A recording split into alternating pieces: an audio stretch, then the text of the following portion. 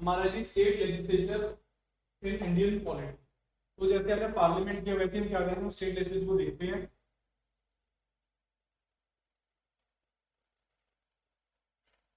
तो इंट्रोडक्शन देखते हैं जी। इंट्रोडक्शन में कहता है state legislature legislative body at the state level of India. जैसे हमारे पास दो हाउस है पार्लियामेंट में, एक हमारा है लोअर हाउस, एक हमारा है upper house.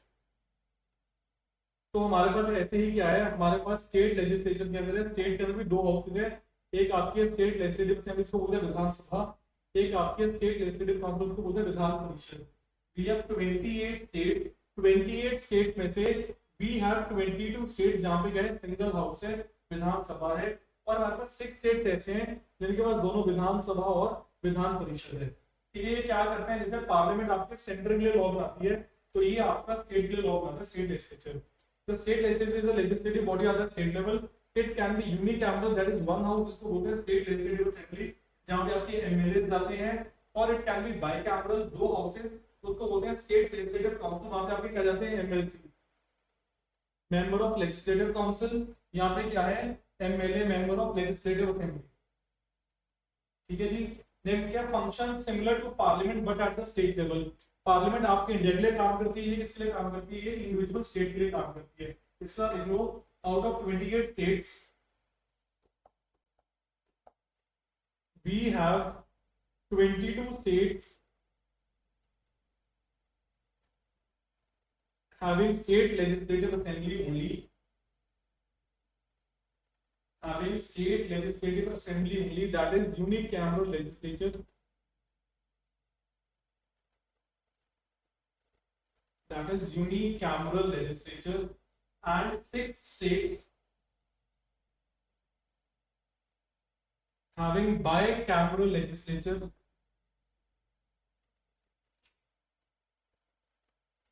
that is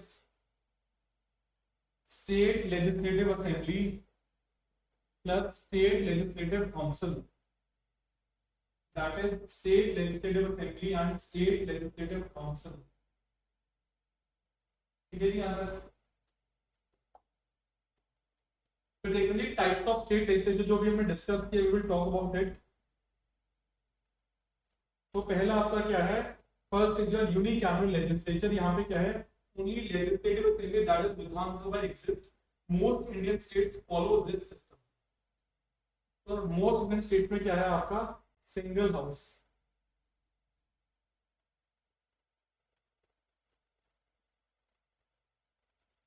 most Indian states में आपका क्या है, सिंगल हाउस है। फिर कई स्टेट्स में आपका क्या है, बाइकैमरल लेजिस्लेचर। इसमें क्या है, both legislative assembly, that is Vidhan Sabha, and legislative council, that is Vidhan Parishad exist. तो विधान परिषद को क्या बोलते हैं, मेंबर्स को क्या बोलते हैं, MLC, member of legislative council.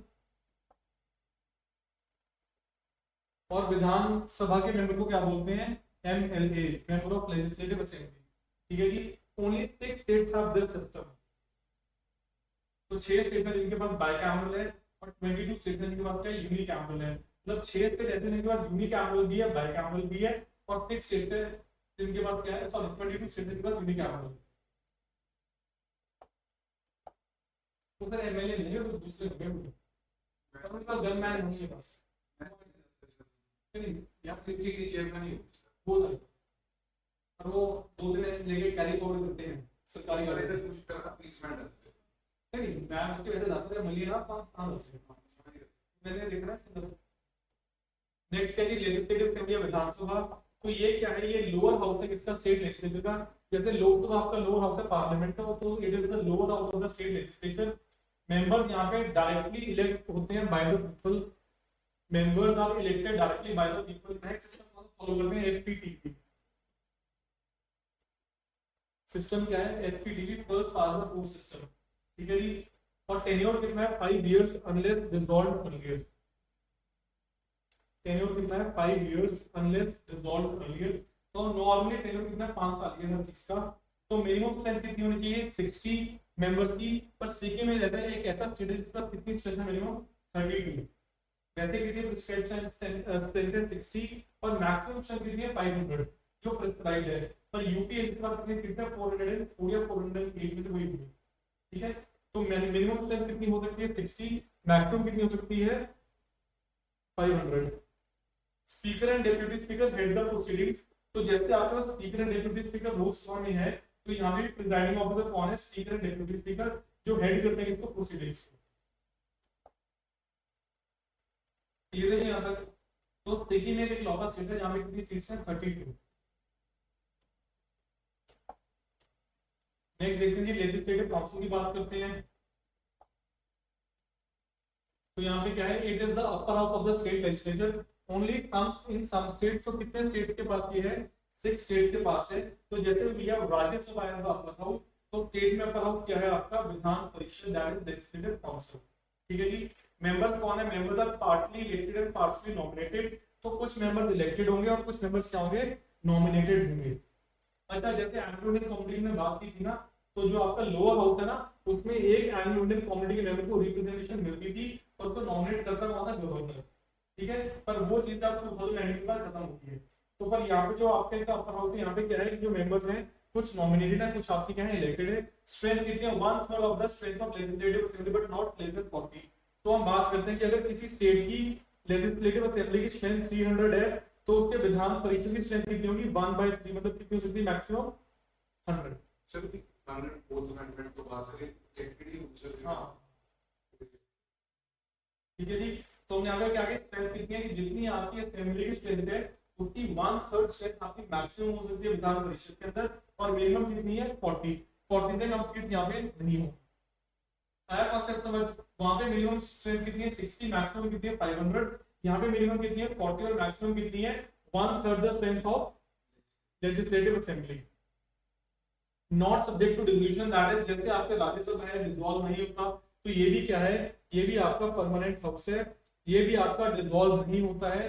1/3 members है, एवरेज सेकंड ईयर यहाँ पे रिटायर हो जाते हैं। तो जो सेम क्राइटेरिया आपका राज्यसभा में है वही सेम क्राइटेरिया यहाँ पे फॉलो होता है। वो क्या है, 1/3 of the members retire after every second year. ठीक है जी। नेक्स्ट आपका जी कॉम्पोजिशन ऑफ लेजिस्लेटिव असेंबली। तो मैं क्या सिस्टम क्या है, एफपीटीपी हमने डिस्कस किया है। यहाँ पे इलेक्शन होते हैं डायरेक्ट, और सिस्टम क्या है, first past the post system, जिसमें हम जाते हैं एक पोलिंग बूथ पे, वहां पे मशीन लगी है, उसको बोलते हैं इलेक्ट्रॉनिक वोटिंग मशीन, उसके थ्रू हम वोट करते हैं। और जो मेंबर मैक्सिमम या मेजॉरिटी वोट हासिल करता है प्लुरलिटी में अपनी कॉन्स्टिट्यूएंसी से, वो क्या है, वो विनर है। तो ये सिस्टम यहाँ पे फॉलो होता है, इसको क्या है डायरेक्ट इलेक्शन, मतलब जो सिटीजंस हैं वो डायरेक्टली पार्टिसिपेट करते हैं सिस्टम के अंदर। ठीक है जी। यहाँ पे भी रिजर्व सीट्स हैं कौन सी कम्युनिटी के लिए, SC and ST community as per the population. तो जिस स्टेट में जितनी पॉपुलेशन होगी एससी एसटी कम्युनिटी की, उसके हिसाब से क्या होगा, वो सिस्टम या सीट्स रिजर्व होगी। हमने एंग्लो इंडियन की बात की थी कि 2019 में अबॉलिश हो गया है। अमेंडमेंट एक्ट क्या था 104, इसमें क्या है, governor can nominate one Anglo Indian member, but ये 2019 के बाद अबॉलिश हो चुका है। मतलब असेंबली के अंदर एक नॉमिनेशन होती थी, पर अब वो क्या हो चुकी है, वो कैंसिल आउट हो चुकी है। ठीक है, ये सब लिखे बच्चों, ये मैं आपसे स्लाइड शेयर कर दूंगा सारी, कोई इशू नहीं। फिर नेक्स्ट क्या है, कंपोजिशन ऑफ लेजिस्लेटिव काउंसिल, जो हमने डिस्कस किया है। अब यहाँ पे ना आपको ये देखना पड़ेगा, यहाँ पे ना कुछ क्राइटेरियाज है। ठीक है जी। तो ये क्राइटेरिया के ऊपर क्वेश्चन पूछ लेते हैं। हमने बोला कि जो 1/3 मतलब जो 33% मेंबर्स हैं उनको कौन इलेक्ट करेगा, लेजिस्लेटिव असेंबली इलेक्ट करके भेजेगी। ये क्राइटेरिया लिख लो। काउंसिल के अंदर जो 1/3 मतलब जो 33% मेंबर्स हैं उनको कौन इलेक्ट करके भेजेगा, उनको लेजिस्लेटिव असेंबली इलेक्ट करके भेजेगी। उसके बाद जो नेक्स्ट 33%, जो नेक्स्ट 1/3 है, उनको कौन इलेक्ट करके भेजेगा, लोकल बॉडीज, मतलब म्युनिसिपैलिटीज एंड पंचायत। तो 66% जो पॉपुलेशन, जो मतलब जो सीट्स हैं, 66% सीट्स आपकी इलेक्टेड होंगी। उसके बाद का जो 1/12, जो रिमेनिंग 30 सॉरी जो रिमेनिंग आपका 34% लोग रह गए ना, उसमें से जो 1/12 मेंबर्स हैं उनको कौन इलेक्ट करके भेजेगा, टीचर्स। फिर जो नेक्स्ट 1/12 है उनको कौन भेजेगा, हम जैसे ग्रेजुएट्स। और लास्ट में जो 1/6 रह जाएगा उनको नॉमिनेट करेगा, उनको कौन नॉमिनेट करेगा, गवर्नर। अब जैसे प्रेसिडेंट नॉमिनेट करता था ना मेंबर्स को, जिनके पास स्पेशल स्किल्स हैं, तो यहाँ पे गवर्नर भी उन्हीं मेंबर्स को नॉमिनेट करेगा जिनके पास कोई स्किल्स हों। कॉन्सेप्ट समझ आया? 33 को हम यहाँ पे कॉन्सेप्ट बड़े क्लियर, क्रिस्टल क्लियर है। पहले क्या 1/3 कितना हुआ, 33%, किसने भेजा, लेजिस्लेटिव असेंबली ने। ठीक है, फिर 33% को किसने भेजा? लोकल बॉडीज ने। यहाँ पे कौन सी आएंगी आपकी? Panchayat and municipalities. ठीक है। फिर जो 1/12 मेंबर जो रिमेनिंग का उसका जो 1/12 है, चलो जो 34 का लगा लो, 1/12 कितना हुआ?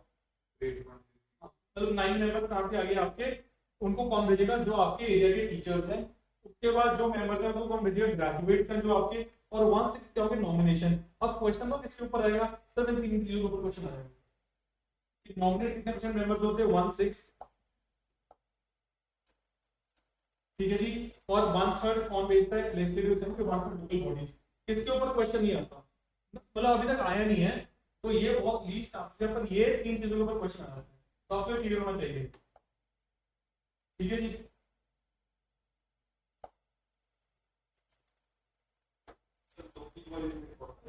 बेटा पंचायत एंड म्युनिसिपैलिटीज लिख दिया आपने वो। फिर हम बात करते हैं powers and functions of state legislature. इनकी क्या पावर्स है, इनके क्या फंक्शन है? तो सबसे पहले क्या है? लेजिस्लेटिव पावर्स की बात करते हैं। तो ये क्या करते हैं? They make laws on state list and concurrent list. Parliament किसके ऊपर लॉ बनाती है? Union list and concurrent list. State legislature किसके ऊपर लॉ बनाएगा? State list and concurrent list. पर जब ये कॉन्करेंट लिस्ट के ऊपर लॉ बनाएंगे, तो अगर कोई लॉ सिमिलर पार्लियामेंट ने बनाया होगा पहले, तो वो वाला लॉ प्रिवेल करेगा ओवर स्टेट लेजिस्लेचर। ठीक है जी। और सपोज कि इन्होंने कोई लैंड के ऊपर लॉ बना दिया, ठीक है, कि रेलवे को भी चीज चाहिए थी, अंडर आर्टिकल 248 रेलवे ने बोला कि हमें पे लैंड चाहिए, पर स्टेट कहता है कि हम लैंड आपको इस प्रोपोर्शन में देंगे। अगर उस लॉ के ऊपर, अगर उस पार्लियामेंट ने उसके ऊपर पहले लॉ बना दिया होगा, तो उनका लॉ प्रिवेल करेगा कि इसके ऊपर। आया कॉन्सेप्ट समझ? फिर सेकंड बात करते हैं फाइनेंशियल पावर्स की। Passes state budget. तो जैसे पार्लियामेंट यूनियन का बजट पास करता है, स्टेट बजट का approved taxation laws for the state. तो जैसे स्टेट, जैसे पार्लियामेंट यूनियन गवर्नमेंट के टैक्सेशन लॉज को क्या करता है? अप्रूव करता है। तो स्टेट लेजिस्लेचर किसको करेगा? स्टेट के जो टैक्सेशन लॉज है उसको अप्रूव करेगा। फिर थर्ड बात करते हैं एग्जीक्यूटिव पावर्स की। Controls state government through motions and discussions. तो जैसे पार्लियामेंट में हमने कल किया था, there are different motions and discussions. तो सेम तरह के ही मोशंस एंड डिस्कशंस कहां पे होंगे? इसके अंदर होंगे, लेजिस्लेचर के अंदर होंगे। और उसको कौन कंट्रोल करेगा? State legislature. लास्ट है जुडिशियल पावर। जुडिशियल पावर में क्या है? कैन इम्पीच हाई कोर्ट जजेस विद पार्लियामेंट्री अप्रूवल। देखो अपॉइंटमेंट कौन करेगा? हाई कोर्ट जजेस की सीनियरिटी, सीनियर पोजीशन। तो रिमूव कौन करेगा? सीनियर पोजीशन करेगी। तो पार्लियामेंट के अप्रूवल के बिना ये इम्पीच नहीं कर सकते जुडिशियल। क्लियर है? यहां तक लिख ले चार चीजें।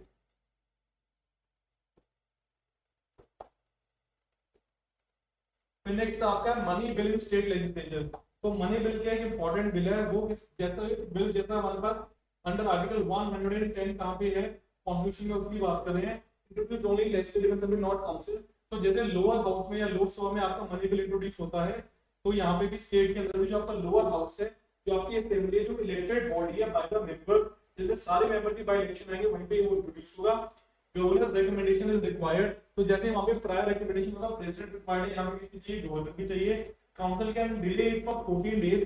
जैसे राज्यसभा आपके मनी बिल को डिले करता है 14 डेज के लिए, तो काउंसिल भी आपके मनी बिल को 14 डेज के लिए डिले कर सकता है। Final decision rest with the legislative assembly. Money bill को पास करना है नहीं करना है, वो डिसीजन किसका है?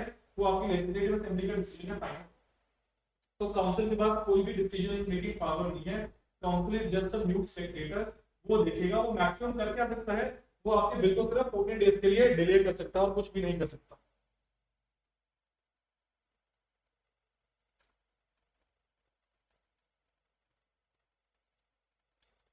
क्या कर सकता है? सिर्फ डिले कर सकता है 14 डेज के लिए और कुछ भी नहीं कर सकता।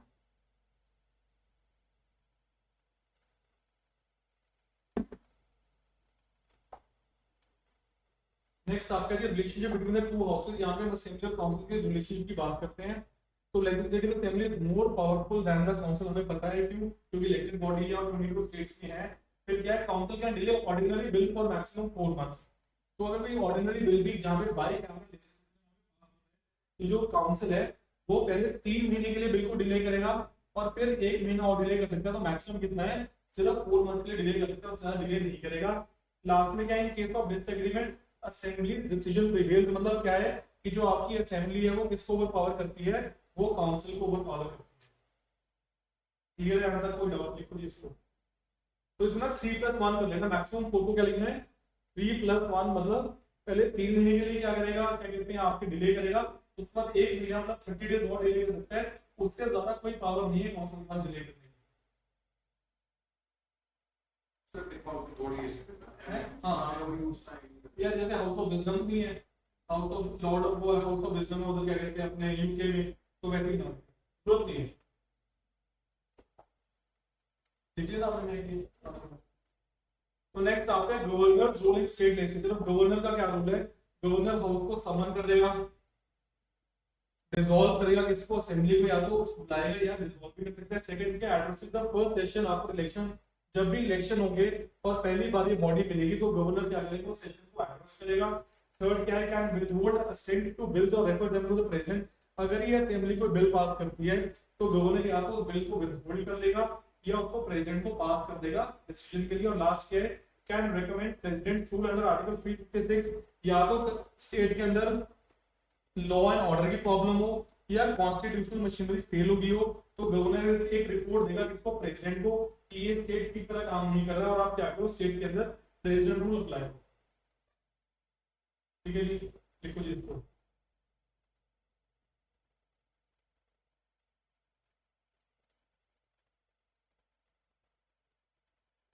क्लियर है जी यहाँ तक? ये लिखिए बच्चे। नेक्स्ट है जी इंपॉर्टेंट कॉन्स्टिट्यूशनल प्रोविजंस की बात करते हैं अगर हम असेंबली की, तो आपके पास क्या है, पहला आपके पास है जी आर्टिकल 116, वो क्या कहता है, composition of the state legislature.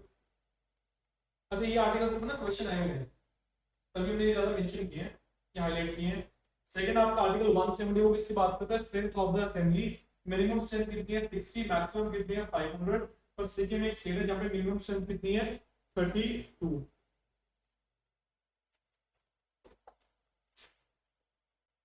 Third क्या है, आर्टिकल 171, वो किसकी बात करता है, strength of the legislative council, तो मिनिमम स्ट्रेंथ कितनी हो सकती है काउंसिल की 40, मैक्सिमम कितनी होगी 1/3 the strength of legislative assembly.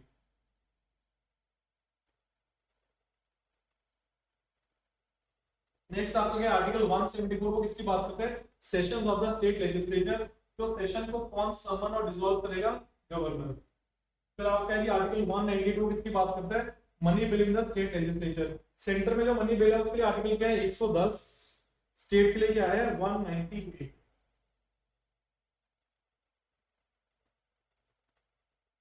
यहाँ पे क्लियर है जी। नेक्स्ट है जी की केस लॉज एंड प्रेसिडेंट्स, तो पहला क्या जी, केस मानना भारतीय, वो किसमें क्या बोला था, उसने बोला था कि state laws are subject to judicial review, इससे हमें क्या मिला है, बेसिक स्ट्रक्चर डॉक्ट्रिन।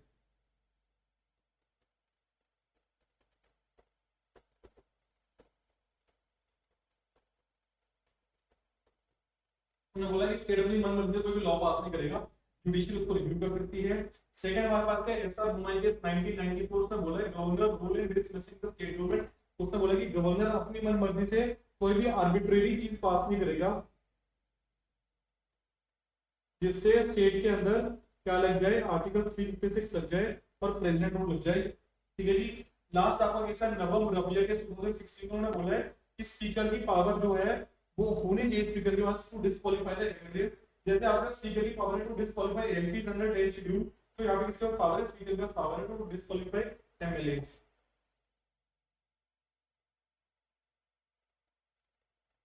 हो गया ये आगे नीचे। फिर रीसेंट डेवलपमेंट्स तो क्या है, रीसेंट डेवलपमेंट में पहला क्या है कि कुछ स्टेट्स हैं जो डिमांड कर रहे हैं कि इनमें भी लेजिस्लेटिव काउंसिल मिलनी चाहिए। अच्छा स्टेट को क्या जरूरत है लेजिस्लेटिव काउंसिल डिमांड करने के लिए, नहीं और सोचो, और थोड़ा बड़ा सोचो।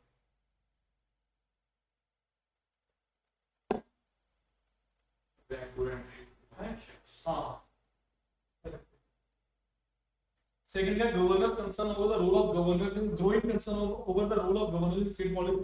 पंजाब का देख लो, सीएम को लेटर भेजी, लिखी, उसने रिप्लाई नहीं किया, तो ये कहते हैं कि हम स्टेट एमएलसी लगा लो। ठीक है, तो क्या state law facing judicial review and constitutional challenges, कि कुछ स्टेट्स हैं जो जुडिशियल रिव्यू की वेट करेंगे, जुडिशियल इंटरवीन करे और कॉन्स्टिट्यूशनल चैलेंजेस की वेट कर रहे हैं। ठीक है, और लास्ट आपके पास है जी कंक्लूजन में, the state legislature is crucial for the state governance, हम सबको पता है। ठीक, इंपॉर्टेंट है। Legislative assembly holds more power than council, हमने देख ही लिया है। Strengthening the state laws is key for federalism. अच्छा यहाँ पे ना कॉम्पिटिटिव फेडरलिज्म, एसिमेट्रिक, सिमेट्रिक और कोऑपरेटिव चारों मॉडल्स आपके आ जाएंगे। लिख लो जी, there are 4 models of federalism.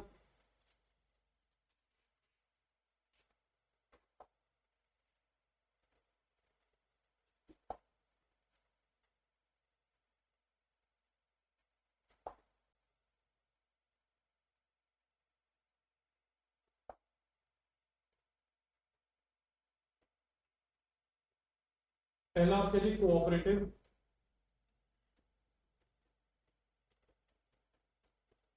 जहाँ पे सेंटर और स्टेट आपस में कोऑपरेशन शो करेंगे। दूसरा आपका कॉम्पिटिटिव,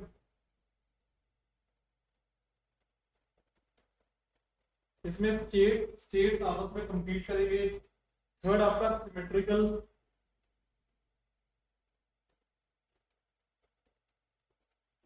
और फोर्थ आपका एसिमेट्रिकल।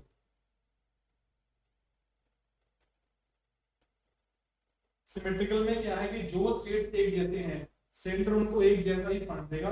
एसिमेट्रिकल में क्या है कि जो आपके हिल वाले स्टेट्स हैं या जो स्टेट्स आपके फोर स्टेट्स हैं उनको ज्यादा रिक्वायरमेंट चाहिए तो स्टेट उनको ज्यादा पैसे देगा। नॉर्थ ईस्टर्न आगे आपके या फोर स्टेट्स आगे जो चैलेंज स्टेट्स हैं वहाँ पे स्टेट इनको ज्यादा, सेंटर ज्यादा फंड देगा।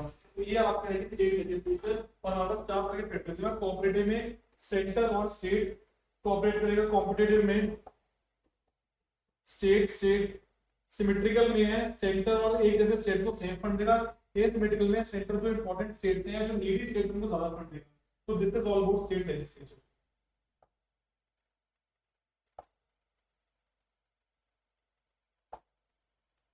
ठीक है जी, तो this is all about state legislature.